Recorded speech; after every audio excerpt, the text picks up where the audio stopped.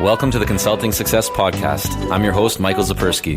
In this podcast, we'll dive deep into the world of elite consultants, where you'll learn the strategies, tactics, and mindset to grow a highly profitable and successful consulting business.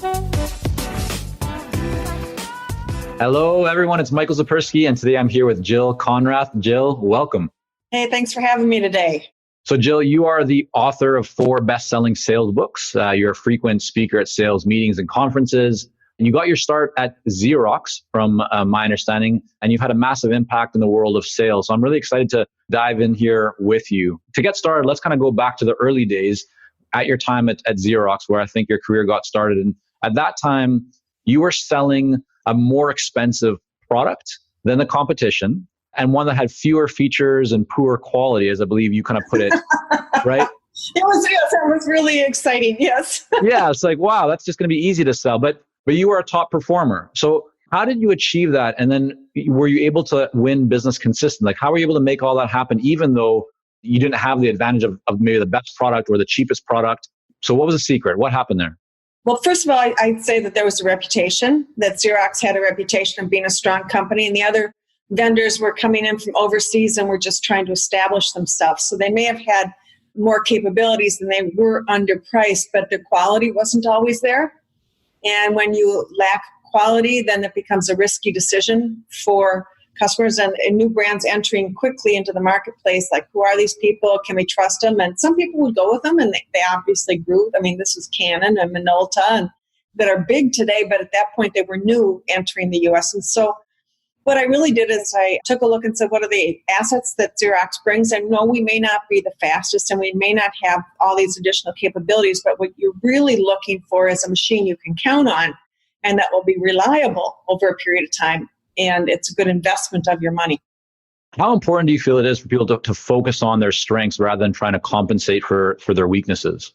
I think it's essential to understand what your strengths are. I don't think people necessarily know what they bring to the table. I think consultants are particularly wishy-washy there. I mean, they don't want to say they're the best at anything, and that's true. They can't possibly say they're the best because they don't have any clue to who else is out there in the marketplace. So they can't benchmark themselves, and it does sound quite pretentious to say that you're so wonderful. But you do have certain projects that you really like to work on, and when there's a project that you love to work on as a consultant, it's a messy issue, and it's typically something that is other people are struggling with, and you kind of can't wait to get your hands in there to work on it.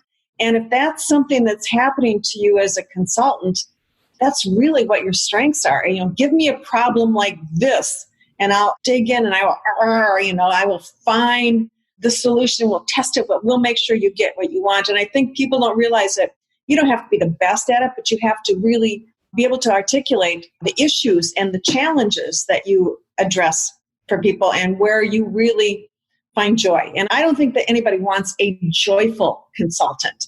But what I think they want is somebody who is absolutely passionate about solving particular problems or helping companies erase the obstacles to achieving a specific goal that they're trying to get to. Right. And so what I'm hearing you also say, from your experience at Xerox at that time, was you clearly identified what the advantages and strengths of Xerox were, what maybe the weaknesses were of the new entrants to the marketplace, like the competitors, the other options. And then you went to your clients and those that you want to make clients, you got very focused on, here's the strengths, here's what we bring. And then the unknowns or the negatives or the weaknesses, you kind of put those out there, but you really focused on, like, here's how we're different, or here's, in the case of Xerox, there's new entrants, but they're not tested, they're not proven.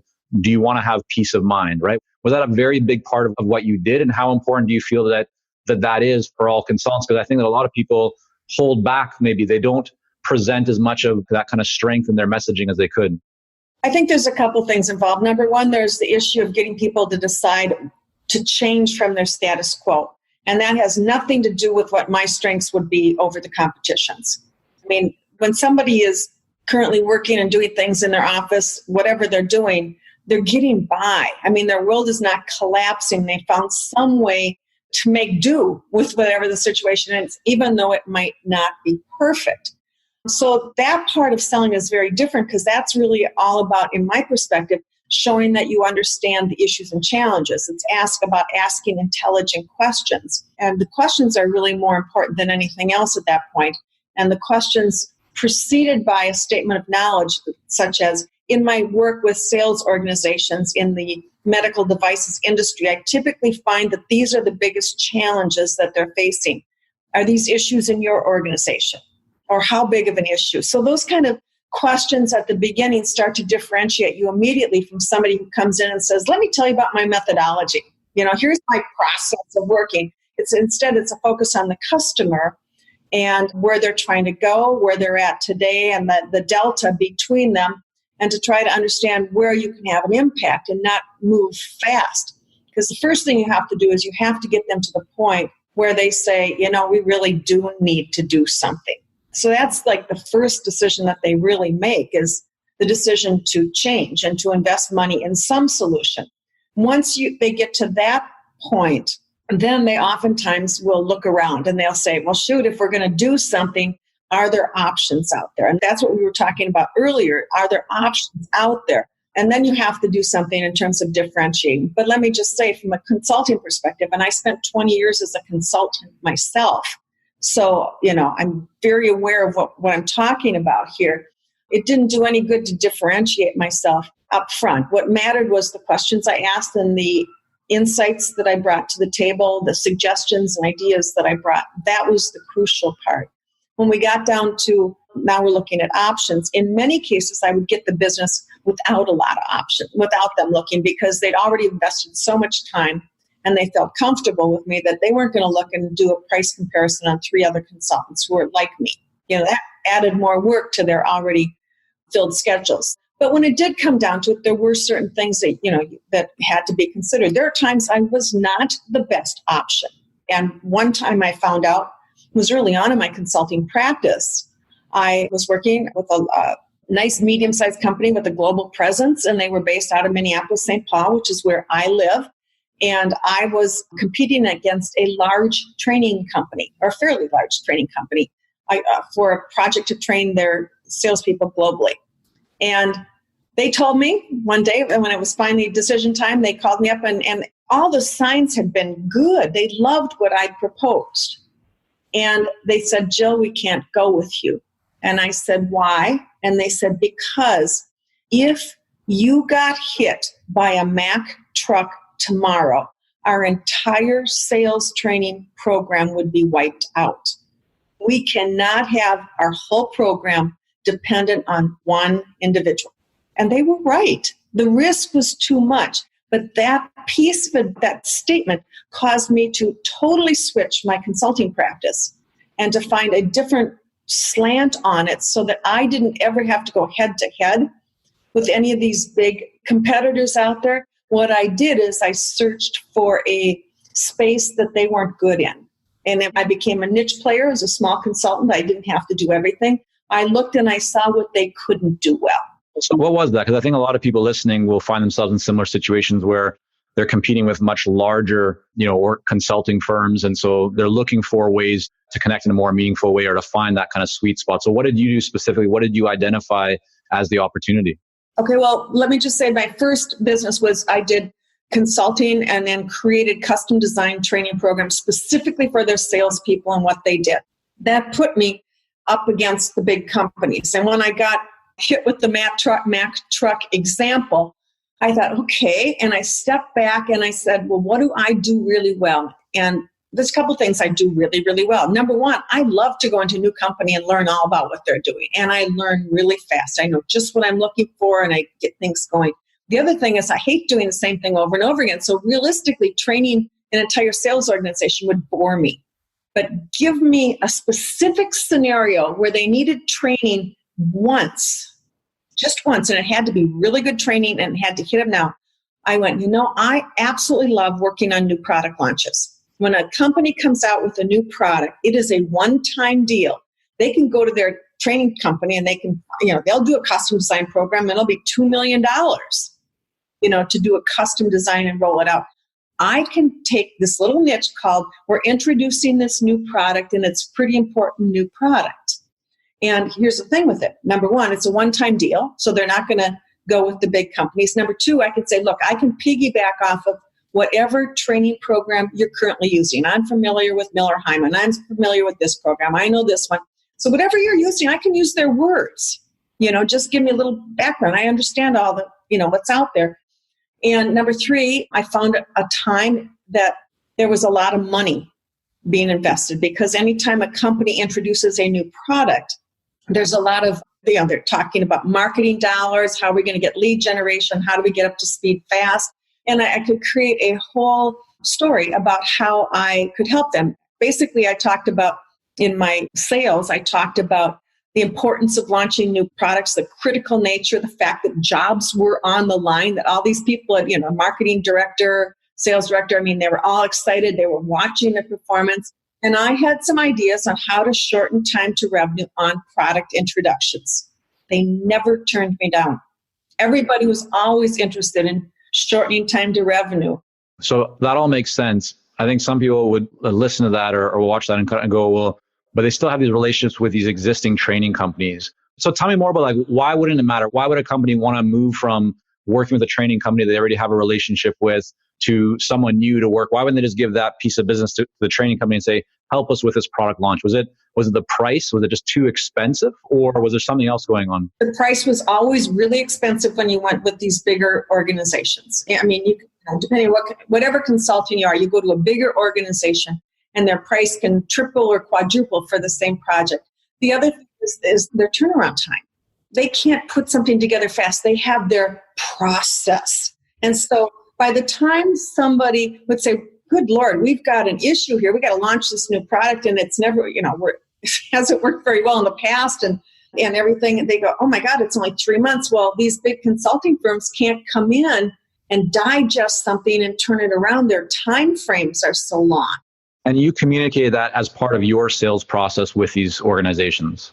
Yeah, well, I could call them up 3 months beforehand and here's what I could do. I could realistically, I targeted companies, and I believe that targeting companies is the crucial way to go.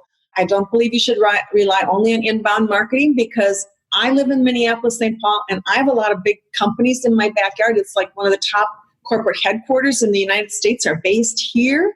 I had a database of 10,000 people, and I can tell you that nobody from some of the biggest companies in my backyard were calling me, and I didn't want to travel. I wanted to work in my backyard. I had kids, it wasn't easy to travel.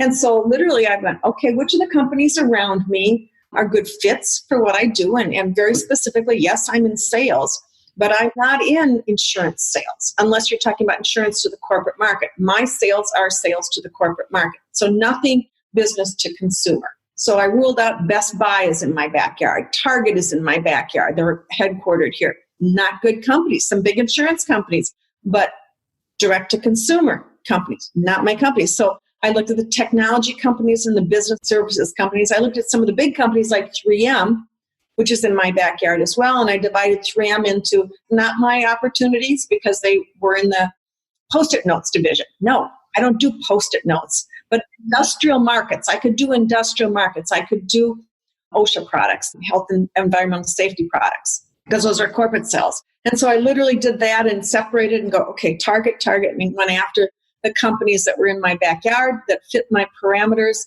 and built a healthy book of business for many, many years without going more than 25 minutes from my house. So what did you do?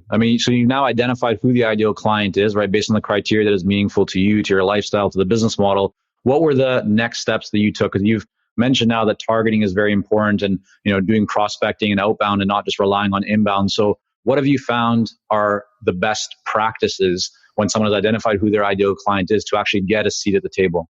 Okay, let me just say, if anybody wants to read more and go into this, I have 2 books on this topic, okay? Let me just be real frank about that. Yeah, we'll link those up in the show notes so that everyone has access to that. But just some of the top ones that you would suggest, or these are definitely go-to steps. I'm going to mention the books first because Selling to Big Companies was written for consultants. It was for consultants who want to target the corporate market and go after the bigger companies. And it was written for my friends who were consultants. Literally, they proofread every chapter and said to me, it said, does this make sense? Could you do this? Could you do this? You're a consultant. Could you do this? That was the whole purpose of Selling Big Companies.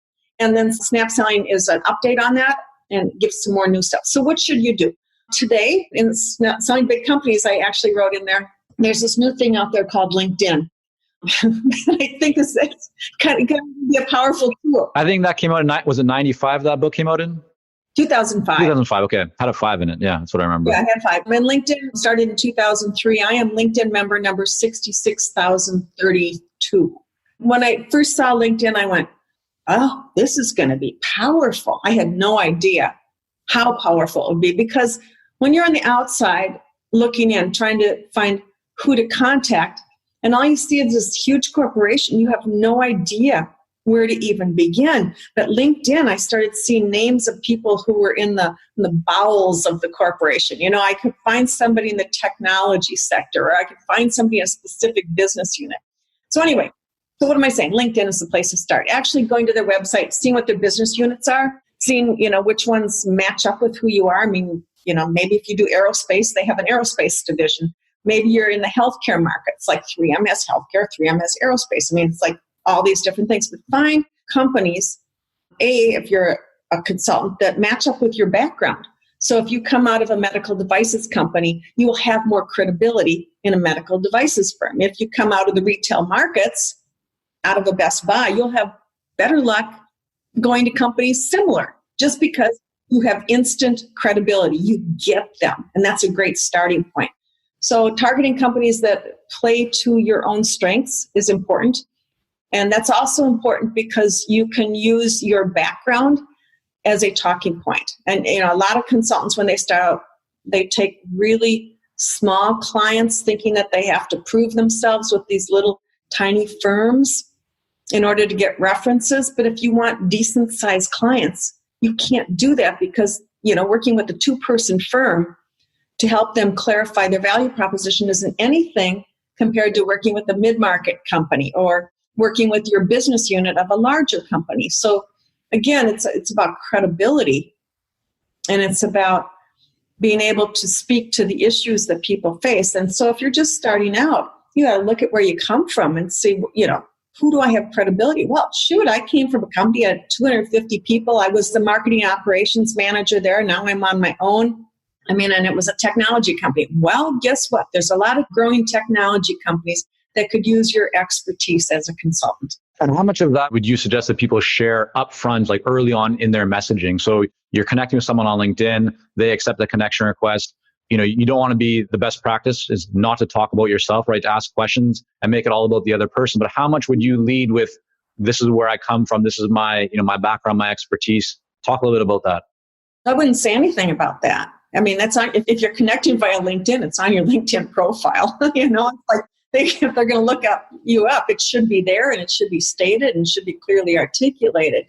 And I don't necessarily think you want to contact people only by LinkedIn. I mean, LinkedIn is a great data source. You also can do email and use the phone as well.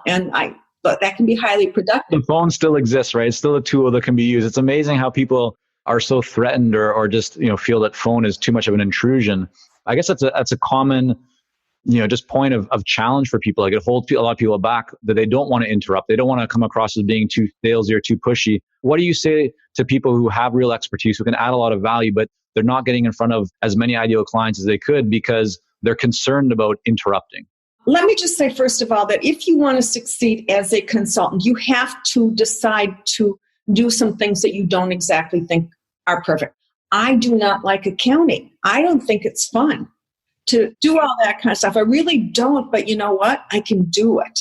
And I do it. And I understand it now, not because I want to. And if you want to succeed as a consultant and you don't want to go back to your old job or find another job with your tail between your legs, you know, like you're a failure, you have an obligation to yourself to tackle sales as a skill that you are capable of learning.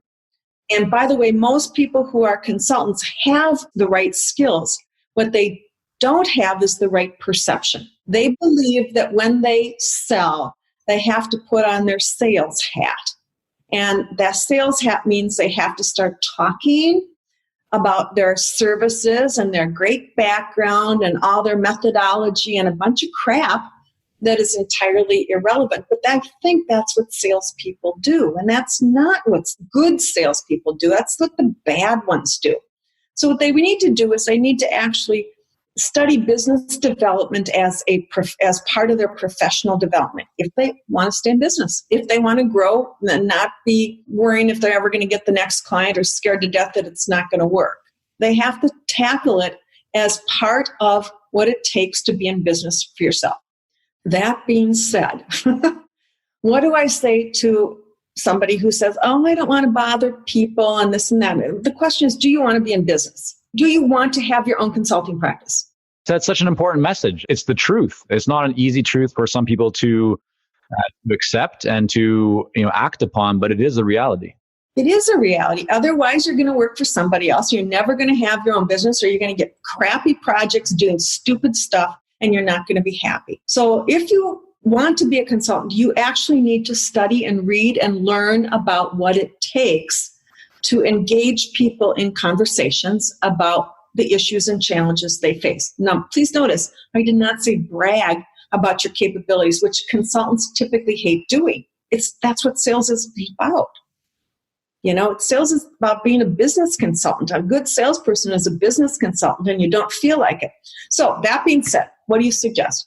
Let me just give you an example, and I'll use myself. Let's do it, yeah. Okay, because this is true, this is real, this is what I was experiencing.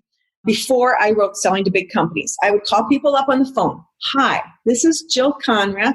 I'm the president of Leapfrog Strategies. We specialize in offering a full range of sales training programs for all your salespeople's needs. I'd love to set up a time to talk with you and to find out how you're currently handling your people's needs and to share with you what we might be able to do. How'd that work? It didn't at all. Right. Nobody answered the phone. Nobody returned my calls. Nobody responded to my emails. Zero. Zero. So you take a look at that from your customer's perspective. First of all, they get a dozen of those stupid calls a day, if not more. And their inbox is filled with even more people trying to reach them with, hi, my name is Jill Konrath, and I'm a consultant at, or I'm the president of Nobody Consulting. You've never heard of us, and we're, in a small town and not really big, but I'm the president. That's like stupid. So, and then to say we specialize in, it's like, Let's fast forward, because there's obviously, as you said, there's a lot more detail in your books and the work that you put out. But let's fast forward. What's the better version? What did you go to that actually then started working for you? When I switched to this messaging, everything turned around. I would call people up and I'd say, hi, John, Jill Konrath calling. I understand your company is launching some new products in the upcoming months. I've got some ideas on how to shorten time to revenue. I'd like to set up a time to talk with you about these ideas. I sometimes had to contact people 8 or 10 times, but when they hear me 8 or 10 times and the message will be similar, to that each time, different but similar, they would connect and they'd say, here's what I hear. Oh, Jill, I've been meaning to call you. I'm interested. Let's talk. That's what they'd say. How much of sales do you think is lost by people not following up, by maybe making one phone call, sending one message on LinkedIn, sending one email, maybe 2, 3 maximum, but then stopping at that point because they have not got a response? While we work with a lot of seasoned and experienced consultants here at Consulting Success, I'm often contacted by new early stage consultants. Invariably, the question I'm asked is, what are the steps I should take to become a successful consultant and grow my consulting business to my first 6 figures per year? Well, I'm excited to announce that we've opened the doors for our Momentum program. This is our most popular program for early stage consultants, and it has helped almost 1,000 consultants to start, run, and grow successful consulting businesses. It gives you the step-by-step plan to help you with your messaging, your fees, and pricing strategies, how to win more proposals, how to go to market more effectively, developing a marketing system to generate leads consistently, and so much more. And right now, until September the 19th, you can sign up for Momentum and get 50% off the regular price by going to consultingsuccess.com/audio. That's consultingsuccess.com/audio, AUDIO. Only 100 spots are available to join Momentum and get 50% off. This deal is only available until September the 19th or until all 100 spots are gone. We won't be opening up new spots in this program for several months. So don't wait. Go to consultingsuccess.com/audio. That's consultingsuccess.com/audio. AUDIO.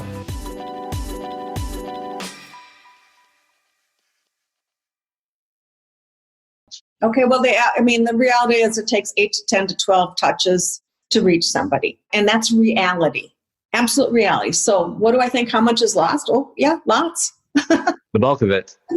Yeah, because you give up before you try. Well, and then you think, well, I don't want to be a bother. I don't want to be a bother. I don't want to be looking like I'm needy. So I'm not going to call back. I'll wait 2, maybe 3 weeks. But the point is that, if you stop to think about the messages you deleted this morning, do you remember who they came from? Mm-hmm. I don't.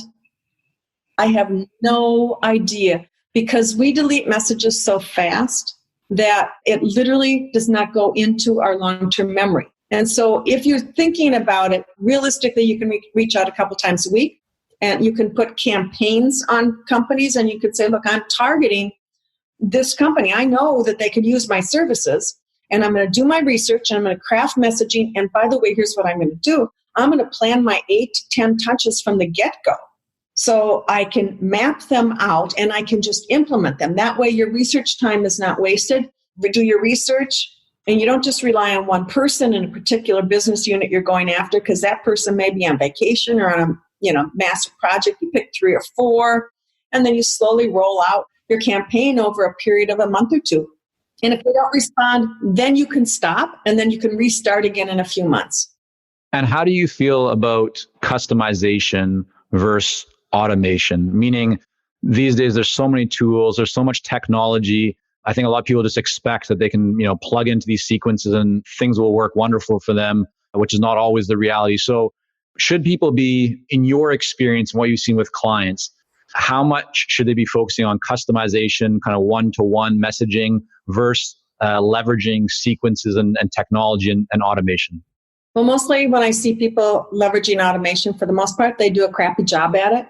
Automation can be helpful, but I think people who are new in consulting, they really need to experiment with their messaging. Most often when they start out, their default messages are we specialize in, and then they may give a laundry list, or we work with clients and they give a laundry list and boom, boom, boom of things. And they're very bad messages. And so I really think people need to look at what an experiment first before setting up a sequence, and find out what's working and what approaches work, rather than just trying to put things on autopilot. You're better off putting 10 to 20 companies, no more. if you're going after mid-market companies, and I don't think necessarily every consultant should go after the big giants. I think there is a logical progression. And, to work with mid-market is good. If you're small companies now, fine, go to mid-market. Go to bigger companies. It's what gives you some flexibility and some freedom, and it gives you breathing room to do things. But, kind of work your way up there. And then when you're going, and you're looking at a bigger company, at that point, you don't go after their biggest business unit. You go after a smaller business unit. So you can say, yeah, I'm doing some work with Microsoft, but you don't have to be in their biggest area. You can be doing some work in a little corner of Microsoft, and they've got you, in their system. And once you're in somebody's system in the corporate world, then they can hire you. Other business units don't have to make such an effort to bring you on board, because you're already an approved vendor. So what's your take on that? Because I think a lot of consultants have this impression that they need to land a big project. And so they go in, have a conversation with prospective buyer, and they go off creating an engagement or a kind of a proposal for 50,000, 150,000, $500,000, whatever it is. They're going for a nice big chunk of business right off the bat. What's your experience been, and what do you say to that mindset, as opposed to going in with more of a discovery, an initial kind of assessment, and just kind of getting your foot in the door with a smaller piece of business? To me, I really believe it's important to start out to get them to hire you. Okay. And the simpler you can make the decision for getting hired, the better. And you put a 50,000 thing on it, price tag, and suddenly they have to go get approvals and justify it with more people. With 100,000, it's even more. So I have sold a lot of $100,000 projects that start out with why don't we just start here and get a sense of what's going on? It'll be about 10 grand. And then we'll know more and we can propose things. Well, if you can get them to get you in for 10 or 20 grand, now you're in the system. And now they're trusting you and you're working together and you're building a relationship, and they're not going to go someplace else unless you really screw up and do a bad job. Yeah. We see this with a lot of our coaching clients. They have great success going in with between a $5,000 to a $15,000 project. And then once they have their foot in the door, that leads to the 6-figure, in some cases, even 7-figure engagements after that. And I know a lot of people are concerned, well, maybe I'm missing this big opportunity to land a bigger piece of business. But no, if you do a good job, as you're saying, you deliver real value, then there's no reason why you wouldn't be able to continue working with that client and earn significantly more and add a lot more value long term. And if you think about going in, so you have a real opportunity, and I've had some really big opportunities. I mean, I had one with one of the major accounting firms and working with some of their business units on crafting their messaging. How do they say what they do so they can set up more meetings? I mean, so this is something that I understand implicitly. And she wanted to get me hired, was going to propose that she hired a director of marketing for this whole thing, going to hire me for the year and it's going to be this big and blah, blah, blah. And I said, no. Let's slow down. Let's just pick 3 ones to get started on. We can tackle that in the next 3 months. We can get it done at the end of Q1, and then we'll get some momentum going, and other groups will be raising their hand and say, can Jill work with us? Can we get Jill over here? We need messaging better. And so that's what we did. And man, I got in just like that. She didn't have to propose this huge major contract, which she wanted to do. But I understand the risk involved with somebody who puts that out. I understand the decision process, where the more money that's involved, the more people get involved in the decision. And then you start getting people that say, well, there's other ways we could use your money. So not only are you fighting against the way they're currently doing it, you're fighting for other uses of the money that may be technical in nature and have nothing to do with you. Like it might be a proposal system for me. And so what do you say, like, what was the starting value of that initial engagement that you did with them with the 3 months? And then where did it actually end up when you, like the lifetime value of that client? Well, I think it started out with like $30,000. And this was a while ago. It was a $30,000 contract, and it ended up well over $200,000 by the time I was done working. But it was add-on. It was like, okay, let's move. And then I'd be working with them and I go, oh, you may not realize this, but there's some issues over here. They're totally missing. Well, we really need to work with these people here. But it didn't start out big. It started out 30,000. And I pushed back and said, no, let's keep it small. I'm pushing back on a client right now who wants to talk with me about bringing me in to work with consultants on how to, this is a consulting firm again. They want me to work with their consultants to be better at consulting. Don't you think that also creates a lot more, like a higher level of trust between you and the client when they're saying, hey, we want to pay you a lot more money? You're saying, no, just pay me less. Let's do less first. Doesn't that flip the dynamic to make it even more as a trusted advisor and partner? Absolutely. Let's get started here. Literally said, I can't figure out, you want me to propose this, because you have some massive needs here. You want me to propose this? I don't know where we're starting. I have to get my hands around the starting block. Then I can work with you to put together the plan. But we can't start on this massive thing. Even though it's necessary, we'll start. And so, even just, today I was talking to them and I proposed what I felt comfortable starting, and now they've altered it, and it's probably increased another 20,000 in value, but it's still much less than, because I'm keeping it under control. Right. But you're doing that knowing, I'm putting words into your mouth here, but I'm kind of guessing that it's also because you want to serve them at the highest level, and in the back of your mind that the value will be there and that will turn into a significantly larger project down the road. That's what I've learned over time, that going for the big deals, it's so much harder. There's so many things that can go wrong that can prevent you from getting started. To me, it's all about getting started. Definitely. So let's just talk about that for a moment. You've come a long way. You've been in this game for many years. You've written 4 best-selling books. You've spoken to thousands of people, worked with I don't know how many companies. You've accomplished a lot. Looking back over what you've accomplished, what do you feel has been kind of the biggest contributor to your overall success? Has it been the books? Has it been the speaking? Has it been the referrals from clients? Has it been your direct prospecting and outreaching efforts? And it's likely, a mix of all those. But if you had to say a looking back in my career, this one thing that I did really helped me to see it, to make a big leap and to reach that next level. Is there anything that stands out to you? Yes, but it's not what you think. That's why I'm asking. What is it? My intense curiosity, my love of solving problems. Now I have curiosity too. So tell me more about that. What do you mean by that? Well, the reality is my own consulting business ran into trouble because I was too vested with a couple big companies at that point, and both came under pressure from Wall Street and were told to chop all consultants. And literally my business was wiped out overnight, pretty much. So I had to reinvent myself. And when I finally came back to the market, the new Jill and who I was going to be in the next decade of my life, that's when nobody answered the phone and all calls rolled to voicemail. And I thought to myself, nobody responded to my emails. I thought, oh my God, I've lost my mojo. I'm over the hill. I don't know if I'll ever, my husband said to me at that point, he said, are you ever going to work again? Love the support. And I said, I think so. That was, like 15 years ago. I think so. Okay.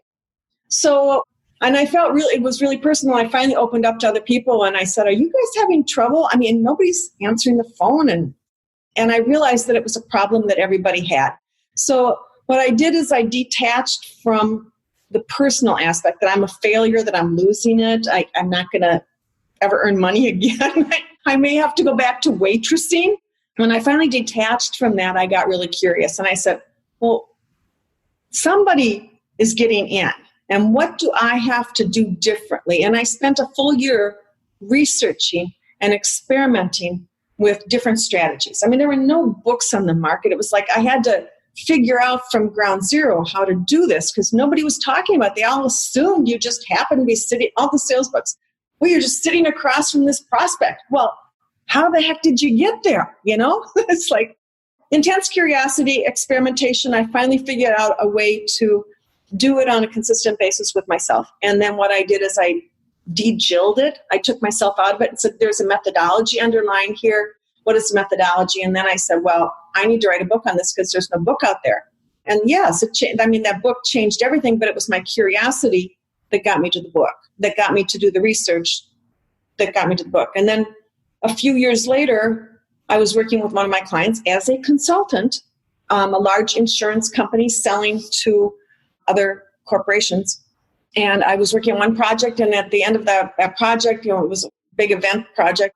At the end, my contact and I talked about what next, and I contacted him 2 weeks later, and he didn't return my call. I emailed him, contacted 8 contacts later. I never heard from him over a 2-month period. I thought, oh my God, I must have really ticked him off, that he's not, I have no idea. So I finally wrote him an email and I said, Bill, I have no idea what I said to offend you so badly, but please accept my apologies. It was inadvertent. And if you're still talking to me, I'd love to connect with you someday. It was literally, I had no idea. And he wrote back within 30 minutes. This was after 2 months of not hearing from him, He said, oh, Jill, oh my God, no. I've just been so swamped here that I figured that you would understand, and I'd get back to you when I could breathe. And I went, whoa, that's new. I have never had my best client in the world tell me I can't talk to you. I'm so busy.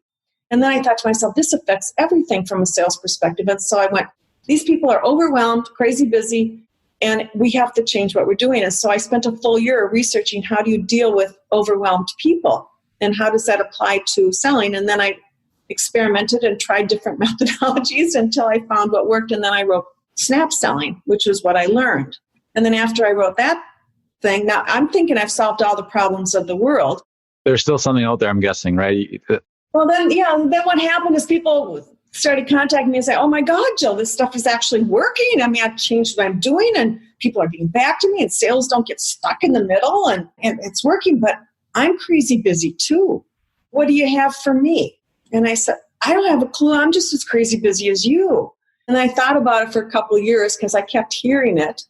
And then I went, I do know one thing about crazy busy. And what I am, remember I said earlier, I like to throw myself into projects. I'm really good at it. I'm a rapid learner. I know how to rapidly digest information. So I wrote a book for new sales hires on how to take a new sales job and get up to speed as fast as humanly possible because it was an issue. So, Julia, clearly, I mean, you throw yourself into things, right? You're very productive and accomplish a lot. When I look at just what you've, put out in terms of books and talks and all that, there's a lot there. And I'm wondering, what is your, we'll call it a secret, or it's really just what is your routine, or what is the daily practice that you use that keeps you at that high level of performance? Is it some activity? Is it some supplement? I mean, I've heard all kinds of things when I ask this question. What are you using on a daily basis that you say, this is something that is really critical to me being me and having high levels of performance? Well, first of all, I'd say with me being me, there's a lot of things I do, but they don't take like huge amount of time. Yeah, don't, but give us open the door a little bit for us there. Give us a look into the behind the scenes of Jill's kind of successful practice. Okay, well, let me just say that I'm kind of a slug at times, and I don't get a lot done because I'm curious. I wander a lot. I mean, I actually had to write a book and my last book was More Sales, Less Time, in terms of how to get more done without getting distracted all the time, because that was my most recent issue. I think one of the things that I did as a consultant that really made a difference, first of all, I built a database. And a database, I think, is crucial. And anybody who doesn't have a database is making a big mistake. You mean a database of ideal clients and prospects to contact? No, I mean a newsletter database. Oh, no, okay. So people that opt into on your website to get something, and then you can communicate with them. On a regular basis. I mean, if I had to say anything that was really crucial, it was the fact that I recognized early on that a newsletter was a one-on-one communication with people who could buy my services. And it was never a pitchy newsletter. It was always a how-to.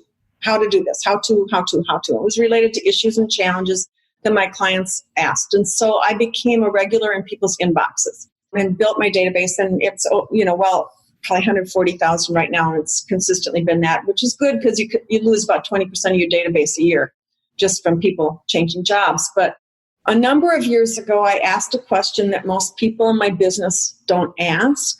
And it's, how can I give away my expertise for free and make good money doing it? I like that question. What did you find? What did you arrive at? It's beautiful. It was like when I asked a different question, it opened my mind to different opportunities. Okay? So what did I discover? I have expertise in certain areas. And the first thing I discovered, somebody asked me to write an ebook for them, if I would write an ebook for their website, because I'm really good at selling, and they were trying to appeal to vice presidents of sales. So I said, sure. So I wrote it for free because they were marketing my stuff. I mean, they were telling, here's a really good ebook by Jill Konrath.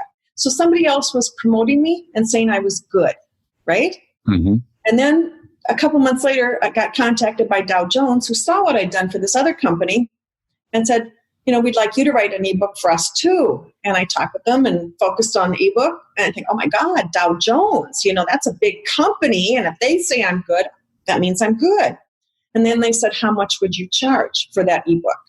And I went, charge? I'm thinking it's marketing. And I said, an ebook, that's like 2,000 to 3,000 words, not very long. And I said, $3,000. And they said, we can do that. What year was this in? Just to put that in context. This was 10 years ago. Okay. I just want to, calculate for inflation or. Yeah, okay. So anyway, then my daughter, so I kept raising my prices, and I was up to 10 grand to write a 2,000, 3,000 word ebook, as the expert, which positions me. Now, they have to give away that content for free because that's only, I'm the expert. It's content. They're starving for content if they're involved in lead generation at all, because they're trying to get people who need their stuff, and they're trying to build their database. So I become content bait. And now other people are giving me away, and I'm getting paid good money. And a few years ago, my daughter worked for an agency that wrote content for LinkedIn. And an ebook, they were charging 24-year-old, 25-year-old writers writing for the agency. They would interview people like me, and they would charge LinkedIn $20,000 for the ebook. And I went, I can do that. Ebook, 2,000 to 3,000 words. I don't have to do the layout. I just give them the verbiage. They lay it out, make it look pretty, and then they promote me to everybody. Does that make sense? Yeah. So you started off with the idea of just giving something for free, which turned into... No. Giving something for free. How can I give away my expertise for free? And there was the and get paid for it. Yeah. But it's actually good money. But it's double leverage, right? Because in this case, you're getting paid to produce and you're getting essentially them to promote you, put you in front of a whole new audience, right? New audience. Distribution. Yeah. Right. And then I would always in the ebook have relate to another ebook I'd written on my website so I could draw people back to my website. So what matters? Database matters. And any consultant who doesn't have a database and a newsletter, they're missing a really opportunity to grow their business, to keep in touch with people. Great advice. Love it. Jill, thank you so much for coming on here and sharing, a bit of your story and best practice. I really appreciate it. I also want to make sure that people can learn more about you and your work. We will link to your books in the show note and to your website. But just for those listening right now on the podcast, or maybe just checking this video, if we put it up, just let us know, where's the best place for people to go? JillKonrath.com. And remember, Konrath starts with a K. I think you probably had to say that one before. Awesome. Thanks again, Jill. Yeah, appreciate you coming on. My pleasure. Thank you for joining us on this episode of the Consulting Success Podcast. For more episodes and to subscribe, rate, and leave a review, head on over to iTunes. And if you'd like to develop consistent lead flow and a highly profitable consulting business, learn more about our coaching programs at consultingsuccess.com.